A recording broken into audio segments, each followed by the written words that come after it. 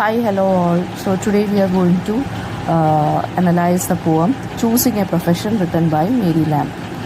Mary Lamb, British poet ആണ് and also the sister of Charles lamp ആണ്. വളരെ troublesome ആയിട്ടുള്ള ലൈഫായിരുന്നു അവർക്ക് ഉണ്ടായിരുന്നത്. കാരണം അവർക്ക് മെൻ്റൽ ഡിസോർഡർ അല്ലെങ്കിൽ ഇമോഷണൽ ട്രോമ ഒക്കെ നല്ല രീതിയിലുണ്ടായിരുന്നൊരു റൈറ്ററാണ്. സോ അത് മാത്രമല്ല, ഏറ്റവും ഒരു ഡിസ്ഹാർട്ടനിങ് ആയിട്ടുള്ളൊരു ഇൻസിഡൻറ്റ് ഇവരുടെ ലൈഫിൽ സംഭവിച്ചതെന്ന് വെച്ച് കഴിഞ്ഞാൽ ഇവരുടെ അമ്മയെ, അതായത് എലിസബത്ത് ലാംബിനെ ഇവർ തന്നെയാണ് സ്റ്റാബ് ചെയ്ത് കൊന്നത്. ഓക്കെ. സോ വളരെ മെൻ്റൽ ബ്രേക്ക് ഡൗണും ഡിപ്രഷനും ഒക്കെ സഫർ ചെയ്തുകൊണ്ടിരുന്ന ഒരു വ്യക്തിയാണ്. ആ ടൈമിൽ ഇവരുടെ ബ്രദറായിട്ടുള്ള നമ്മുടെ ചാൾസ് ലാംബ് സപ്പോർട്ട് ചെയ്തു. അങ്ങനെ ഇവർ രണ്ടുപേരും കൂടി ഒരു ലിറ്റററി സർക്കിൾ ഫോം ചെയ്തു. അതായത് ഈ മൈനർ ആർട്ടിസ്റ്റുകൾക്കും റൈറ്റേഴ്സിനും വേണ്ടി മാത്രം. ഓക്കെ. പക്ഷേ ആ ഒരു ലിറ്റററി സർക്കിളിൽ വില്യം വേർഡ്സ്വർത്തും കോൾറിഡ്ജും ഒക്കെ വിസിറ്റ് ചെയ്യുമായിരുന്നു.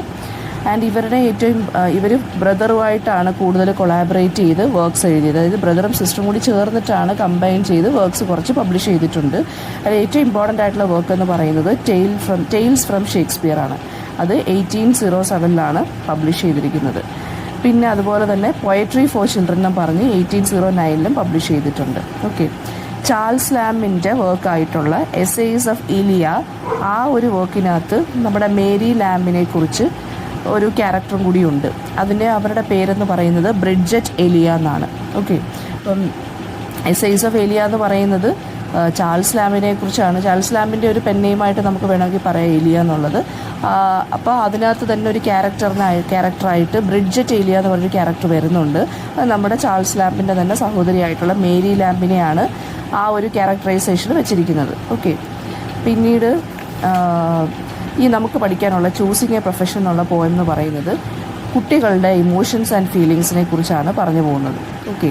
അതായത് അതുപോലെ തന്നെ കോളനൈസേഷൻ്റെ ഒരു ഡാർക്ക് സൈഡിനെ കുറിച്ചും അവർ ഈ ഒരു പോയത്തിനകത്ത് മെൻഷൻ ചെയ്യുന്നുണ്ട്. ആൻഡ് അതുപോലെ ഈസ്റ്റ് ആൻഡ് വെസ്റ്റ് തമ്മിലുള്ള ആ ഒരു ബൈനറി ഉണ്ടല്ലോ, അതും ആ ഒരു ഓപ്പോസിറ്റ് റിയാക്ഷൻസും എല്ലാം ഇതിനകത്ത് അവർ പ്രൊവോക്കിംഗ് ആയിട്ടുള്ളൊരു മാനറിലാണ് പറഞ്ഞിരിക്കുന്നത്. ചൈൽഡ് ലേബറിനെ കുറിച്ചൊക്കെയാണ് അവർ പറഞ്ഞു പോയിരിക്കുന്നത്. അപ്പോൾ റൈമിംഗ് കപ്ലറ്റിലാണ് ഈ ഒരു പോസ്റ്റ് കൊളോണിയൽ തീമുള്ള പോയം എഴുതിയിരിക്കുന്നത്. അപ്പോൾ ഈ ഒരു ചൂസിങ് എ പ്രൊഫഷൻ എന്ന് പറയുന്നതിനകത്ത് ഒരു ക്രിയോൾ ബോയ് എന്ന് പറയുമ്പോൾ യൂറോപ്യൻ ആൻഡ് ബ്ലാക്ക് മിക്സിലുള്ള കുഞ്ഞുങ്ങളെയാണ് ക്രിയോൾ ബോയ്സ് അല്ലെങ്കിൽ ക്രിയോൾ ചൈൽഡ് എന്ന് പറയുന്നത്. അതായത് അച്ഛൻ ചിലപ്പോൾ യൂറോപ്യൻ ആയിരിക്കും, അമ്മ ബ്ലാക്ക് ആയിരിക്കും, അല്ലെങ്കിൽ വൈസി വേഴ്സ. അപ്പോൾ അങ്ങനെ ഒരു ക്രിയോൾ ബോയ് വെസ്റ്റ് ഇൻഡീസിൽ നിന്ന് അവൻ്റെ അച്ഛൻ്റെയും അമ്മയുടെയും ആഗ്രഹപ്രകാരം യൂറോപ്യൻ ലേണിങ്ങിൽ അല്ലെങ്കിൽ യൂറോപ്യൻ എഡ്യൂക്കേഷൻ കിട്ടുവാൻ വേണ്ടി അവനെ വെസ്റ്റ് മിനിസ്റ്റർ എന്നുള്ള സ്ഥലത്ത് കൊണ്ടാക്കുകയും അവിടുത്തെ ഒരു പ്രിപ്പറേറ്ററി സ്കൂളിൽ അവനെ സെൻഡ് ചെയ്തു. പ്രിപ്പറേറ്ററി സ്കൂളെന്ന് വെച്ച് കഴിഞ്ഞാൽ ഈ കഴിവുകൾ, ടാലൻസ്, സ്കിൽസൊക്കെ വളർത്തിയെടുക്കുന്ന ഒരു സ്കിൽ ബേസ്ഡ് സ്കൂളാണ് പ്രിപ്പറേറ്ററി സ്കൂൾ എന്ന് പറയുന്നത്. അവിടെ കൊണ്ടാക്കി. ഇതാണ് നമ്മുടെ പോയം സ്റ്റാർട്ട് ചെയ്യുന്നത് ഇങ്ങനെയാണ്. അപ്പോൾ അവിടെ എന്ന് പറയുന്നത് അവൻ്റെ ലൈഫ് എന്ന് പറയുന്നത് ഒരു ആർട്ട്ലെസ് ടെയിലാണ്. ആർട്ടില്ലാത്ത ടെയിൽ അല്ലെങ്കിൽ സ്റ്റോറിയാണ്. അതായത് അവന് പ്രത്യേകിച്ച് കഴിവുകളോ സ്കിൽസോ ഒന്നും ഇല്ല. അപ്പോൾ ആ ഒരു സ്കിൽസ് അല്ലെങ്കിൽ കഴിവുകൾ ഉണ്ടാക്കിയെടുക്കാനും യൂറോപ്യൻ എഡ്യൂക്കേഷൻ കിട്ടുവാൻ വേണ്ടിയും കൂടിയാണ് അവനെ ഇവിടെ വിട്ടത്, ഈ ഒരു സെൻറ്റർ ഓഫ് ലേണിങ്ങിൽ വിട്ടത്, അച്ഛനും അമ്മയും കൂടി. ബിക്കോസ് വേറൊരു കാര്യം കൂടിയുണ്ട്, ഇവനൊരു ക്രിയോൾ ബോയ് ആയതുകൊണ്ടും ഇവർക്ക് നല്ല രീതിയിലുള്ള എഡ്യൂക്കേഷൻ എവിടെ നിന്നും, അതായത് അവരിപ്പോൾ താമസിക്കുന്ന സ്ഥലത്ത് നിന്ന് കിട്ടത്തില്ല എന്ന് വിചാരിച്ചത് കൊണ്ടും കൂടിയായിരിക്കാം യൂറോപ്യൻ ലേണിങ്ങിൽ ഇമ്പോർട്ടൻസ് കൊടുക്കാൻ വേണ്ടി വിട്ടത്. അപ്പോൾ ലൈഫ് കുറച്ചും കൂടി ഒന്ന് യൂറോപ്യൻ ബേസ്ഡ് ലേണിംഗ് എന്നാകുമ്പോൾ കുറച്ചും കൂടി ലൈഫ് ഒന്ന് ആ ഒരു ലൈഫിൻ്റെ സ്റ്റേറ്റസ് തന്നെ മാറുമെന്ന് വിചാരിച്ചിട്ടായിരിക്കും അച്ഛനും അമ്മ ഇങ്ങോട്ട് വിട്ടത്. പക്ഷെ അവന് പ്രത്യേകിച്ച് കഴിവൊന്നും ഇല്ലായിരുന്നു. അവൻ്റെ ടീച്ചർ അത് കണ്ടുപിടിച്ചു. അത് മാത്രമല്ല, ആ കുട്ടിക്ക് അവിടെ വെച്ച് ആ ഒരു ഇംഗ്ലീഷ് ഗ്രൗണ്ടിൽ വെച്ച്, ഇംഗ്ലീഷ് ഗ്രൗണ്ട് എന്ന് വെച്ചാൽ അത് ഒരു ഇംഗ്ലീഷ് കൺട്രി ആണല്ലോ, സോ അവിടെ ഒരു ഫ്രണ്ട്സിനെയും കിട്ടിയതുമില്ല. ആൻഡ് ഒരമ്മയെ പോലെ ഈ ടീച്ചർ എന്ത് ചെയ്തു എന്ന് വെച്ചാൽ ഈ കുട്ടിക്ക് സ്പെഷ്യൽ കെയർ തന്നെ കൊടുത്തു. കാരണം ഫ്രണ്ട്സ് ഒന്നുമില്ല, സ്കിൽസ് ഒന്നും പ്രത്യേകിച്ച് ഒന്നും കണ്ടെത്തിയില്ല ടീച്ചർ തന്നെ, ടാലൻസ് ഒന്നും കണ്ടെത്താത്തത് കൊണ്ട് കുട്ടിയെ ഒരമ്മയെ പോലെ ഈ ടീച്ചർ തന്നെ കെയർ ചെയ്തു. ഇവനെ ഡാർക്ക് ഇന്ത്യൻ എന്നൊരു എക്സ്പ്രഷൻ ഇവിടെ പോയിട്ട് യൂസ് ചെയ്യുന്നുണ്ട്. ഡാർക്ക് ഇന്ത്യൻ എന്ന് വെച്ച് കഴിഞ്ഞാൽ ഈ ക്രിയോൾ ബോയിയെ വിളിക്കുന്നതാണ് ഡാർക്ക് ഇന്ത്യൻ. കാരണം അവൻ്റെ കോംപ്ലക്ഷൻ എന്ന് പറയുന്നത് ഡാർക്ക് കളറിലാണ്. കാരണം യൂറോപ്യൻ പ്ലസ് ബ്ലാക്ക് മിക്സ് ആയതുകൊണ്ട് കുറച്ച് ഡാർക്ക് ഷെയ്ഡിലാണ് ഇവൻ്റെ ആ ഒരു കോംപ്ലക്ഷൻ എന്ന് പറയുന്നത്. ആൻഡ് ടീച്ചർ വിചാരിക്കുകയാണ് ഇവൻ്റെ ഫ്യൂച്ചർ എന്ന് പറയുന്നത് തന്നെ എന്തായിത്തീരുന്നു, ടീച്ചറിന് തന്നെ ഒരു ഡൗട്ട്ഫുള്ളായി മാറി. ആൻഡ് അവൻ്റെ ആ ഒരു ബെൻഡ് ഓഫ് മൈൻഡ് എന്താണെന്ന്, അതായത് അവൻ എന്തിനോടാണ് ഇഷ്ടം, ലൈക്കിങ് അല്ലെങ്കിൽ ഇൻക്ലിനേഷൻ എന്നുള്ളത് ടീച്ചർ തന്നെ നോക്കിയിട്ട് ടീച്ചറിന് തന്നെ കണ്ടുപിടിക്കാൻ പറ്റാതായി. ആൻഡ് അവരൊരുപാട് ട്രൈ ചെയ്ത് നോക്കി അവൻ ഏത് പ്രൊഫഷനിലാണ് സ്യൂട്ട് ആവുന്നതെന്ന്. പക്ഷെ ഒന്നിനും അവനൊന്നും സ്യൂട്ടായെന്നതായിട്ട് ഇവർക്ക് തോന്നിയില്ല. അതായത് അവൻ്റെ ജീനിയസ് എവിടെയാണ് മറഞ്ഞു കിടക്കുന്നത്, അല്ലെങ്കിൽ അവൻ്റെ ഈ ഒരു ലൈഫ്, ഇപ്പോൾ ഇവിടുത്തെ ഒരു ലൈഫ് എങ്ങോട്ടാണ് പോകുന്നത്, അല്ലെങ്കിൽ അവൻ ഏത് പ്രൊഫഷൻ ചൂസ് ചെയ്യും എന്നുള്ളത് പോലും ടീച്ചറിന് പോലും വളരെ ഡൗട്ട്ഫുള്ളായിട്ട് തോന്നി. ആൻഡ് അവർക്കത് എന്താ പറയുക, അവർ പിന്നെ വിചാരിച്ചു ഒരു കാര്യം ചെയ്തിട്ട് അവൻ തന്നെ അവൻ്റെ പ്രൊഫഷൻ അല്ലെങ്കിൽ അവൻ തന്നെ അവൻ്റെ ടാലൻറ്റ് ഓർ സ്കില്ല് എക്സ്പ്ലോർ ചെയ്യട്ടെ, അവനെ അവൻ്റെ വഴിക്കങ്ങ് വിടുന്നതായിരിക്കും നല്ലത്. അവനൊരു ദിവസം എന്തായിരിക്കും ഇതാണ് എൻ്റെ സ്കിൽ അല്ലെങ്കിൽ ഇതാണ് ഞാൻ ചൂസ് ചെയ്യാൻ പോകുന്ന പ്രൊഫഷന് ടീച്ചറിൻ്റെ അടുത്ത് ഓടി വന്ന് പറയുമെന്ന് വിചാരിച്ച് അവർ ഇങ്ങനെ വെയിറ്റ് ചെയ്തിരിക്കുമായിരുന്നു. അങ്ങനെ ഒരു ദിവസം എത്തി. Actually this boy visited his teacher. അപ്പം അവൻ്റെ കണ്ണുകളൊക്കെ വളരെയധികം വളരെ ഹാപ്പിനെസ് കൊണ്ട് വളരെ ബ്രൈറ്റായിട്ടിരിക്കുമായിരുന്നു. വളരെ തിളങ്ങുന്ന പോലെ തോന്നി ടീച്ചറിന്. ആൻഡ് ടീച്ചർ വിചാരിച്ചു ഇവൻ്റെ ട്രേഡ് കണ്ടുപിടിച്ച് കാണും, അല്ലെങ്കിൽ ഇവൻ്റെ പ്രൊഫഷൻ ചൂസ് ചെയ്ത് കാണും, അതായിരിക്കും ഓടി വന്നതെന്ന്. പക്ഷേ അതല്ലായിരുന്നു റീസൺ. അവൻ ഓടി വന്നതെന്ന് വെച്ച് കഴിഞ്ഞാൽ അവൻ നോക്കിയപ്പോൾ വിൻഡോസിൻ്റെ വെളിയിലൂടെ നോക്കിയപ്പോൾ May 1 എന്നുള്ള ദിവസം, അതായത് ലേബർ ഡേ ആണ്. May 1 ആ ഒരു ഡേയിൽ ഇവൻ വിൻഡോസിൻ്റെ വെളിയിലൂടെ നോക്കിയപ്പം actually he found a group of boys of colour. അതായത് ഇവൻ്റെ തന്നെ കോംപ്ലക്ഷനുള്ള dark complexion, boys of colour എന്ന് വെച്ചാൽ ബ്രൗൺ കോംപ്ലക്ഷൻ അല്ലെങ്കിൽ അതർ ദാൻ വൈറ്റ് കളറുള്ള ആളുകളെയാണ് നമ്മൾ പീപ്പിൾ ഓഫ് കളർ എന്ന് പറയുന്നത്. വൈറ്റ് അല്ല, ഡാർക്ക് അല്ലെങ്കിൽ ബ്രൗൺ ഷെയ്ഡ് വരുന്ന കളേഴ്സ് ഉള്ളവർ. അപ്പോൾ അങ്ങനെ കുറച്ച് ബോയ്സിനെ കണ്ടു. അവർ വളരെ ഹാപ്പി ആയിട്ട് ഡാൻസ് ചെയ്യുമായിരുന്നു ഓപ്പൺ എയറിൽ. അപ്പോൾ ആ ബോയ്സ് എന്ന് പറയുമ്പോൾ അവർ ചിമ്നി സ്വീപ്പിംഗ് ബോയ്സ് ആയിരുന്നു. അവരെവിടെയോ ക്ലീൻ ചെയ്യാനൊക്കെ പോകുന്ന ടൈപ്പ് ഓഫ് ബോയ്സ് ആയിരുന്നു. അവർ മ്യൂസിക്കൊക്കെ വെച്ച് വളരെ നോയ്സോടുകൂടി വളരെ അഗ്ലി ആയിട്ടുള്ള രീതിയിൽ ഡാൻസ് ചെയ്തുകൊണ്ടിരിക്കുമായിരുന്നു. അതായത് വളരെ ഷോയി ക്ലോത്ത്സിൽ അല്ലെങ്കിൽ വളരെ ഡെക്കറേറ്റീവ് ആയിട്ടുള്ള ക്ലോത്ത്സിൽ വെളിയിൽ നിന്ന് ഈ ചിമ്നി സ്വീപ്പിംഗ് ബോയ്സ് ഡാൻസ് കളിച്ചുകൊണ്ടിരിക്കുമായിരുന്നു. ബിക്കോസ് എന്തുകൊണ്ടാണ്, അവർക്ക് May 1 എന്ന് പറയുമ്പം ലേബറേഴ്സ് ഡേ ആയതുകൊണ്ട് തന്നെ അവർക്കത് ഹോളിഡേ ആയിരുന്നു.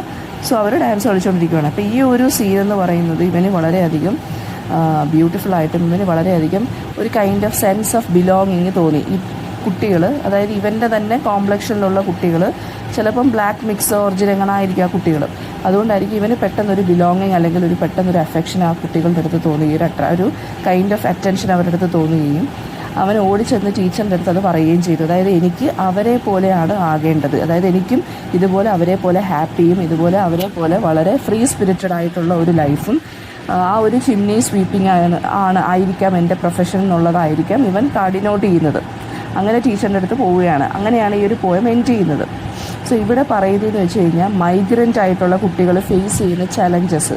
ഓക്കെ, ഇപ്പോൾ പേരൻസിൻ്റെ വിഷൻ്റെ അല്ലെങ്കിൽ പേരൻസിൻ്റെ ഫോഴ്സ്ഫുൾ ആയിട്ടുള്ള ഒരു ഐഡിയ കൊണ്ടായിരിക്കാം ഈ കുട്ടി ഇവിടെ വന്നത്. അവനൊട്ടും അങ്ങോട്ട് അഡ്ജസ്റ്റ് ചെയ്യാൻ പറ്റാത്ത ഒരു സിറ്റുവേഷൻ ആയിപ്പോയി. സോ ഹി വാസ് ലൈക്ക് ഒരു ഇൻഡിഫറൻ്റ് ആയിട്ടുള്ളൊരു ക്യാരക്ടറായിട്ട് അവിടെ നിന്നു. അതുകൊണ്ടായിരിക്കും ടീച്ചറിനെ പോലും ഇവൻ ഇഗ്നോർ ചെയ്തു. അതായത് ടീച്ചറെ ഹെൽപ്പ് ചെയ്യാൻ വന്നപ്പോൾ പോലും ടീച്ചറിനെ പോലും ഇവൻ ഇഗ്നോർ ചെയ്ത് വിട്ടു.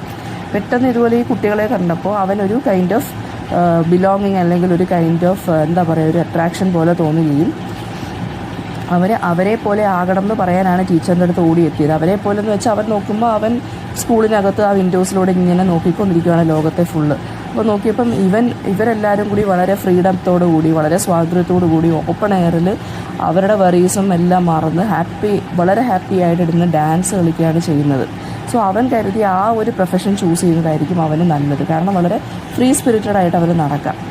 ഇപ്പോൾ ടീച്ചർ സത്യം പറഞ്ഞാൽ എൻകറേജ് ചെയ്തെങ്കിൽ പോലും ടീച്ചറിന് ഈ ഒരു കാര്യത്തിനോട് അവന് അതങ്ങോട്ട് കണക്ട് ചെയ്യാൻ മനസ്സിലായി കാണത്തില്ല. കാരണം അവനൊരു വേറൊരു സ്ഥലത്ത് നിന്ന് വേറൊരു രാജ്യത്ത് നിന്ന് വരികയും വേറൊരു എന്താ പറയുക ഒരു മിക്സ് ഒറിജിനായിട്ടുള്ളൊരു പേരൻസിൻ്റെ കുട്ടിയായിട്ട് പോലും അവനിവിടെ എന്താ പറയുക അഡ്ജസ്റ്റ് ചെയ്യാൻ പാടാണെന്ന് ചിലപ്പോൾ ആദ്യമേ ടീച്ചർ തോന്നിക്കാണതുകൊണ്ടായിരിക്കും ടീച്ചർ വളരെയധികം കെയർ കൊടുത്തത്, ഫ്രണ്ട്സൊന്നും ഇല്ലാത്തതുകൊണ്ട്. പിന്നീട് അവരും എന്ത് ചെയ്തു, അവൻ്റെ പ്രൊഫഷൻ അവൻ തന്നെ ചൂസ് ചെയ്യട്ടെ എന്ന് പറഞ്ഞ് വിട്ടു. സോ അത് ശരിക്കും പറഞ്ഞാൽ ഒരു നല്ല കാര്യമായി മാറി. പിന്നെ അതുപോലെ തന്നെ ഹ്യൂമൻ ബീയിങ്സിൻ്റെ ഒരു പ്രത്യേകത എന്താണെന്ന് വെച്ചാൽ നമ്മൾ അഡാപ്റ്റബിലിറ്റി എന്ന് പറയുന്നത് വളരെ സ്ലോ ആണ്. നമ്മൾ ടൈം എടുത്തിട്ടാണ് അഡാപ്റ്റ് ചെയ്യുന്നത്. ആൻഡ് ഫോറിൻ കൾച്ചറിൽ വന്ന ഒരു നമ്മുടേതായിട്ടുള്ളൊരു സ്പേസ് ക്രിയേറ്റ് ചെയ്യുക എന്നുള്ളത് പോലും വളരെയധികം ബുദ്ധിമുട്ടായിട്ടുള്ളൊരു കാര്യമാണ്. ആൻഡ് ഒരു sense of belonging and acceptance ആയിരിക്കാം ആ കുട്ടി ഈ ഒരു പ്ലേസിൽ ഒരു ഫോറിൻ ലാൻഡിൽ വന്നപ്പോൾ എന്താ പറയുക വിഷ് ചെയ്തത് അല്ലെങ്കിൽ ആഗ്രഹിച്ചത്.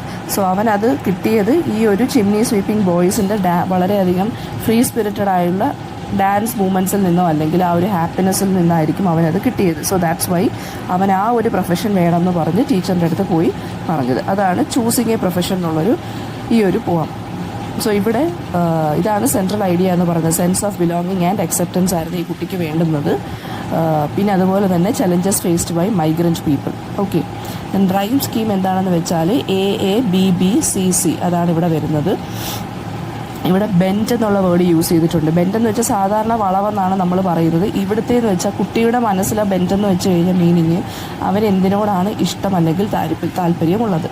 സ്പീക്കർ എന്ന് പറയുന്നത് നമുക്കൊരു അൺനോൺ സ്പീക്കറായിട്ട് പറയാം. ഓക്കെ, അല്ലെങ്കിൽ ടീച്ചറാണ് ഇവിടെ, ടീച്ചർ എന്ന് പറയാൻ പറ്റത്തില്ല, ഒരു അൺനോൺ സ്പീക്കറാണ്, ഒരു അനോണിമസ് സ്പീക്കറാണ് ഇവിടെ പറയുന്നത്. നമുക്ക് പോയിറ്റ് എന്ന് വേണമെന്നുണ്ടെങ്കിൽ പറയാം. അപ്പോൾ തീം ഓഫ് ദ പോയം ഞാൻ പറഞ്ഞു, അവൻ്റെ ലൈഫിനെ ആർട്ട്ലെസ് ടെയിൽ എന്നാണ് പറയുന്നത്. അതായത് യാതൊരു വിധത്തിലുമുള്ള ഒരു കഴിവുമില്ലാത്ത ഒരു കുട്ടിയുടെ ജീവിതം, അതായത് പ്രത്യേകിച്ച് കഴിവുകളൊന്നുമില്ല കുട്ടിക്ക്. സോ അവൻ്റെ ആ കഴിവ് എന്താണെന്ന് കണ്ടുപിടിക്കാൻ വേണ്ടിയും കൂടിയായിരിക്കും അച്ഛനും അമ്മയും മുന്നോട്ട് പറഞ്ഞു വിട്ടത്. ഇവിടുത്തെ ഇമേജസ് എന്ന് പറയുന്നത് ചിമ്നി സ്വീപ്പിംഗ് ബോയ്സ് ഒരു ഇമേജാണ്, അതുപോലെ തന്നെ പ്രിപ്പറേറ്ററി സ്കൂൾ ഒരു ഇമേജാണ്, ടീച്ചർ എന്ന് ഡാർക്ക് ഇന്ത്യൻ എന്ന് പറയുന്ന വേറൊരു ഇമേജ് ഇവിടെ ഉണ്ട്, ഇംഗ്ലീഷ് ഗ്രൗണ്ട് എന്ന് പറയുന്നൊരു ഇമേജ് ഇവിടെ ഉണ്ട്. ഇംഗ്ലീഷ് ഗ്രൗണ്ട് എന്ന് വെച്ചാൽ ഇംഗ്ലീഷ് ലാൻഡ് അല്ലെങ്കിൽ ഇംഗ്ലീഷ് കൺട്രി. പിന്നെ അതുപോലെ തന്നെ വേറെ ഇമേജസ് വരുന്നതെന്ന് വെച്ചാൽ ബോയ്സ് ഓഫ് കളർ വരുന്നുണ്ട്. പിന്നെ ചിമ്നി സ്വീപ്പിംഗ് ബോയ്സ് ഒരു ഇമേജാണ്. വുഡൻ മ്യൂസിക് എന്ന് പറയുന്നൊരു ഇമേജ് ഉണ്ട്. വുഡൻ മ്യൂസിക് എന്ന് വെച്ചാൽ വേറെ ഒന്നുമില്ല, വളരെ നോയ്സി ആയിട്ട് മ്യൂസിക് ഇട്ട് ചിമ്നി സ്വീപ്പിംഗ് ബോയ്സ് ഡാൻസ് കളിക്കുവാണ്, അതിനെയാണ് ഇവിടെ പറയുന്നത്. പിന്നെ ഓക്കെ, ഇത്രയും കാര്യങ്ങളാണ് ഇതിനകത്ത് യൂസ് ചെയ്യുന്ന ഇമേജസ്. ടൈറ്റിലിൻ്റെ സിഗ്നിഫിക്കൻസ് എന്ന് പറയുമ്പോൾ നമ്മുടെ ആ പോയത്തിൻ്റെ ആ ഒരു അപ്രീസിയേഷൻ പോലെ എഴുതിയാൽ മതി. അതായത് ആ കുട്ടിക്ക് സ്കില്ലുണ്ടാവാൻ വേണ്ടി ഇവിടെ വിട്ടു, പക്ഷേ അവൻ കണ്ടെത്തിയത് ഒരു ഫ്രീ സ്പിരിറ്റഡ് ആയിട്ടുള്ളൊരു ലൈഫാണ്. അതായത് ചിമ്നി സ്വീപ്പിംഗ് എന്നുള്ളൊരു പ്രൊഫഷനാണ് അവൻ ചൂസ് ചെയ്തത്, അവൻ സ്വയം ചൂസ് ചെയ്തത്. അവന് ഒരു സെൻസ് ഓഫ് ബിലോങ്ങിങ് തോന്നി ആ ഒരു ജോബിൽ. അവൻ നോക്കിയപ്പോൾ പിള്ളേരെല്ലാം സന്തോഷത്തോടെ ഡാൻസ് കളിച്ചുകൊണ്ട് പോകുന്നു. സോ അതായിരിക്കും ഇവന് ബെറ്റർ ആയിട്ടുള്ള ജോബെന്ന് ഇവൻ തന്നെ കണ്ടുപിടിച്ചു, rather than being locked inside A school.